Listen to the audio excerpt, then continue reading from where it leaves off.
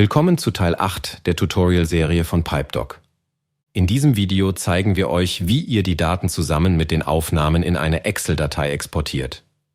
Diesmal starten wir in der Datenbankübersicht und öffnen zunächst unsere Baustelle. Nun können wir bereits über die 3 Punkte auf der Karte des Abschnittes diesen exportieren. Alternativ können wir den Abschnitt auch öffnen. Durch Anklicken des entsprechenden Sanierungsprotokolls können wir dieses auswählen und den Excel-Export durchführen. Im neuen Fenster können wir zunächst über das Anklicken des Ordnersymbols den gewünschten Speicherort festlegen.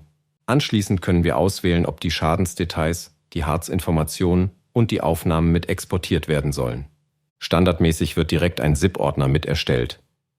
Falls gewünscht, können wir den Speichernamen für den Exportordner ändern. Über den Button Exportieren starten wir den Exportprozess. Werden längere Videos exportiert, kann dies einen Moment dauern.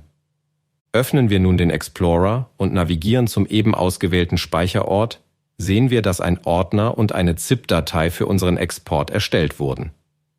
Wir sehen, dass sich in diesem Ordner alle Aufnahmen und die Excel-Datei befindet. In der Excel-Datei sehen wir eine Übersicht, die alle Sanierungen aufführt. In den Reitern Schäden und Harz werden die jeweiligen Informationen aufgeführt.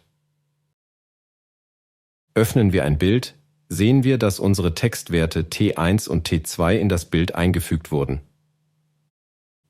Auf gleiche Art und Weise können Schadens- und Messprotokolle exportiert werden. Nun kennt ihr alle Grundlagen, die ihr benötigt, um mit PipeDoc zu arbeiten. Wir wünschen euch viel Erfolg.